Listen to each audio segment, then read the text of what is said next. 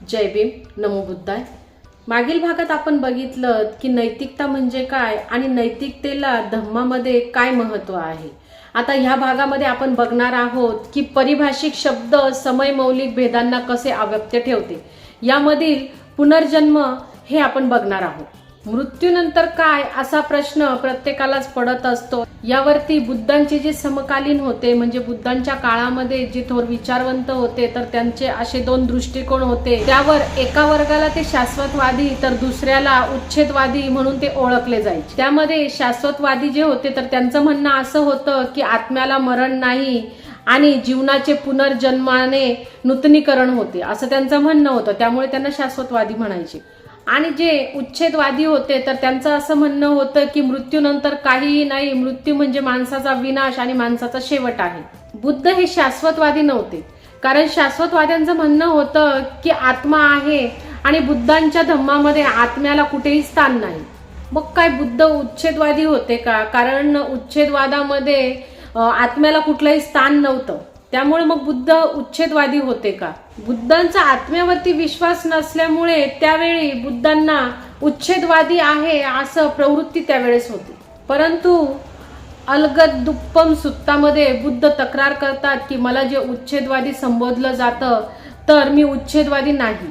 आणि ते म्हणतात की काही ब्राह्मण जे आहेत तर ते माझ्यावरती असा खोटा आणि खोडसाळ असा आरोप करतात की मी उच्छेदवादी आहे, पण मी मनुष्य मात्राच्या विघटनाची विनाशाची समूळ उच्छेदनाची शिकवण देतो, परंतु मी यथार्थाने तसा नाहीये।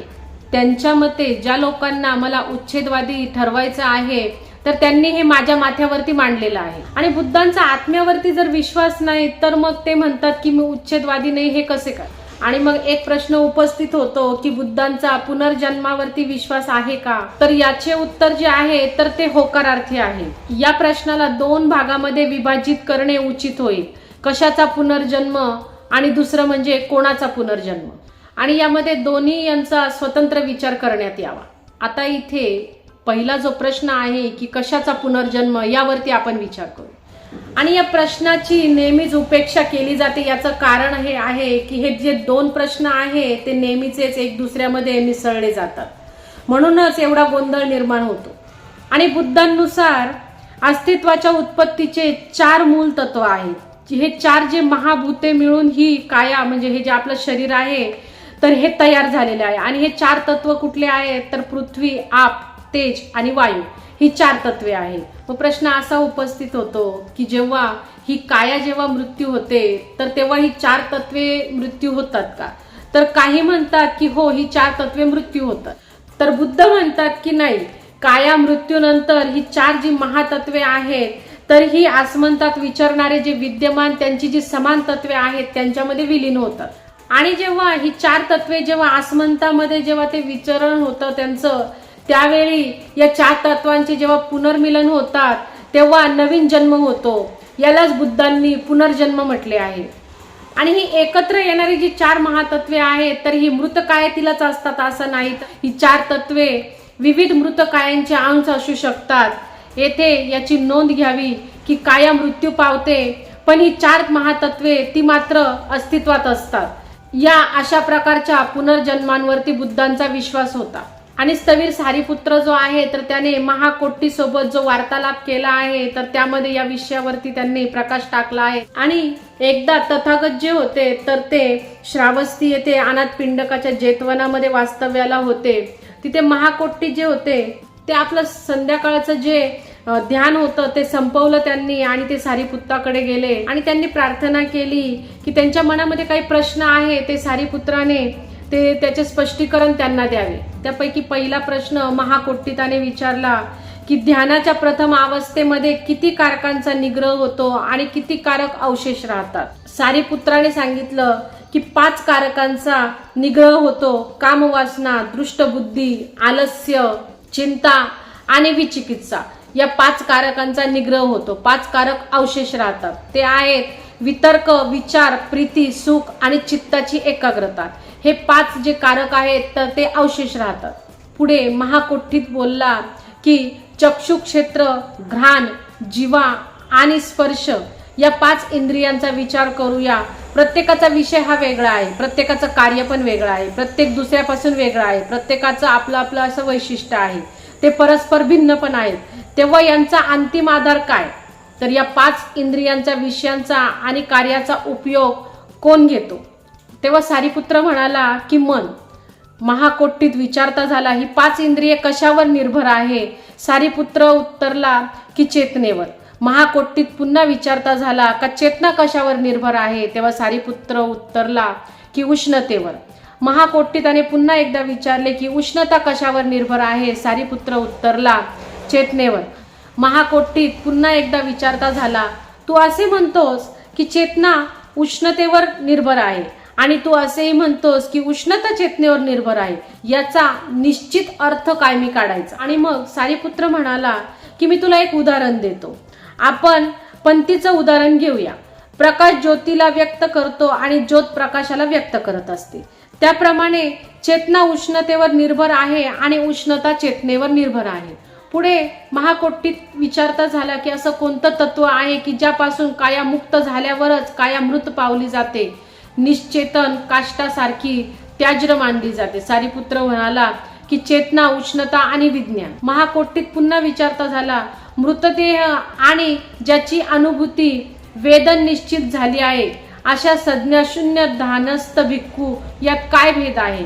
सारीपुत्र म्हणाला, मृतदेहामध्ये केवळ शरीर, वाणी आणि मन यांच्या क्रिया शांत होतात, चेतना लय पावते, उष्णता लय पावते आणि इंद्रियाची क्षमता ही लय पावते। परंतु ध्यान अवस्थेत असलेल्या भिक्खूची चेतना जिवंत असते, उष्णता जिवंत असते आणि इंद्रिय क्षमताही जिवंत असते, परंतु त्याच्या इंद्रियजनित विकार, विज्ञा, संज्ञा आणि अनुभूती मात्र शांत पावलेल्या असतात। संभवता ही मृत्यूची अथवा उच्छेदाची श्रेष्ठ आणि स्वयंपूर्ण अशी व्याख्या असावी। या संभाषणामध्ये फक्त एकच त्रुटी आहे। महाकोटिकाने सारीपुत्राला आणखी एक प्रश्न विचारायला हवा होता, तो म्हणजे उष्णता म्हणजे काय? सारीपुत्राने या प्रश्नाला काय उत्तर दिले असते याची कल्पना करणे सहज नाही, परंतु यात मात्र शंका नाही की उष्णता म्हणजे ऊर्जा किंवा शक्ती। या प्रश्नाच्या उत्तरात थोडे अधिक स्पष्ट करावयाचे असेल तर कायामृत पावल्यावर काय होते? तर कायामृत पावल्यावर काया ऊर्जा उत्पन्न करणे बंद करते। परंतु हा उत्तराचा केवळ एक भाग आहे, कारण मृत्यू याचा अर्थ असाही होतो की काही ऊर्जा कायातून मुक्त होते, ती विश्वात विद्यमान असलेल्या ऊर्जापुंजात जाऊन विलीन होते। याप्रमाणे उच्छेदाचे 2 आयाम आहेत।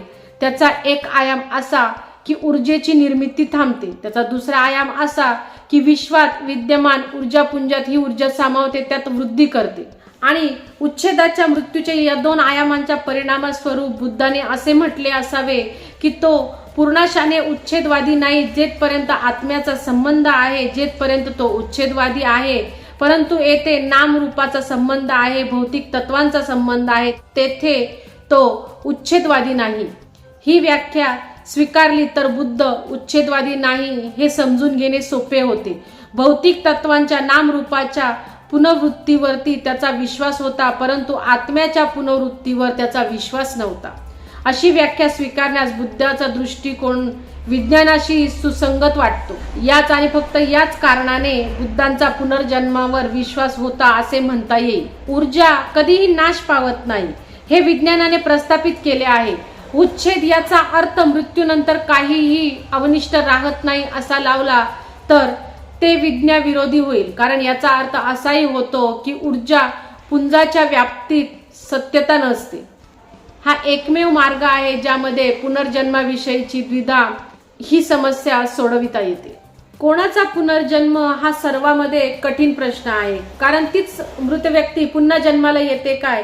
बुद्धांचा या सिद्धांतावर विश्वास होता काय? याचे उत्तर असंभव्य आहे। जर मृत माणसाच्या कायाची भौतिक तत्वे पुन्हा नव्याने एकत्र येऊन नव्या कायाची रचना करत असतील तर त्याच माणसांचा पुनर्जन्म होतो हे मानण्याची संभवता आहे। परंतु जर येणारी काया ही अनेक मृत जी माणसं आहेत तर त्यांच्या कायांच्या भौतिक तत्वापासून जर जन्माला येत असेल तर त्या ठिकाणी पुनर्जन्म आहे, परंतु त्याच माणसांचा पुनर्जन्म होतो असे नाही।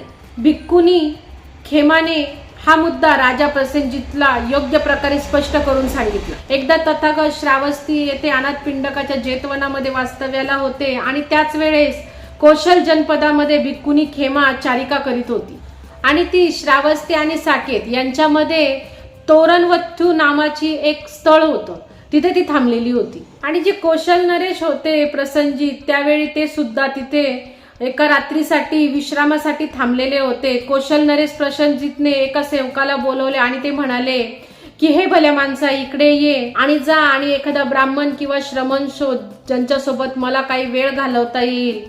आणि तो जो माणूस होता तर तो तिथे गेला, त्याने बघितलं आजूबाजूला त्याला कुठेही काही ब्राह्मण किंवा एखादा श्रमण दिसला नाही, परंतु त्याला ती भिक्खुनी खेमा दिसली।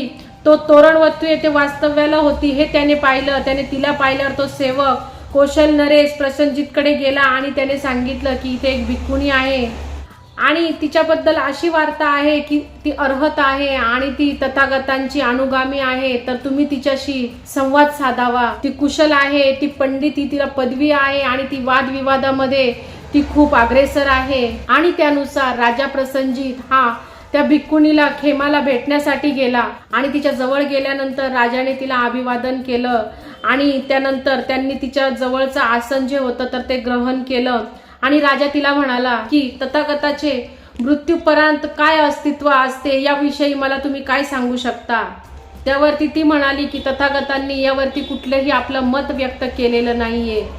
आणि मग ते म्हणाले की महोदय, हे असे का आहे, तथागतांचे मृत्यूपर्यंत अस्तित्व असते काय, असे विचारले असता तुमचे उत्तर असे आहे की तथागतांनी यावरती कुठलंही भाष्य आजपर्यंत केलेलं नाहीये। मग या विषयावरती मी दुसराही कुठला प्रश्न जर विचारला तर तेव्हाही तुमचं उत्तर हेच असणार आहे।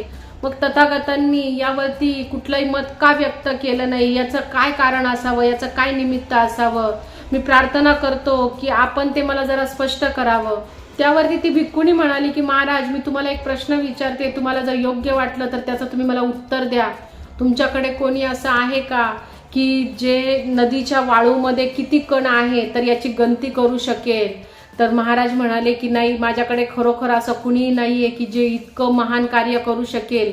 त्यावरती ती म्हणाली की महाराज, आपल्याकडे कोणी असं आहे का की जे महासागरामध्ये किती सहस्र पाणी आहे हे याचं माप काढू शकेल? त्यावरती ते म्हणाले की नाही, असं आमच्याकडे कुणीही नाही, कारण सागर जो आहे तर तो असीम आहे, अमर्याद आहे। मग ती म्हणाली की याच प्रकारे महाराज, जर एखाद्याने तथागतांना त्यांच्या रूपकायाची व्याख्यायित करण्याचा प्रयत्न केला तर तथागतांनी रूपकाया परिव्यक्त आहे, ती जळामुळापासून उपटली गेली आहे, तोडलेल्या ताड वृक्षाच्या बुंद्या समान आहे, ती ज्या तत्वांनी निर्मित झाली होती तशी आता नाहीये। त्यांची जी रूपकाया आहे या बंधनातून ते आता मुक्त झालेले आहे, ते एखाद्या प्रचंड महासागरासारखे आहेत। म्हणून मृत्यूपर्यंत तथागतांचे अस्तित्व असते असेही म्हणता येत नाही आणि मृत्यूपर्यंत तथागतांचे अस्तित्व नसते असेही म्हणता येत नाही। तसेच तथागत मृत्यूनंतर अस्तित्वात असतात आणि नसतात असेही म्हणता येत नाही आणि तथागत मृत्यूपर्यंत अस्तित्वात नसतात अथवा अस्तित्वात नसतात असेही नाही,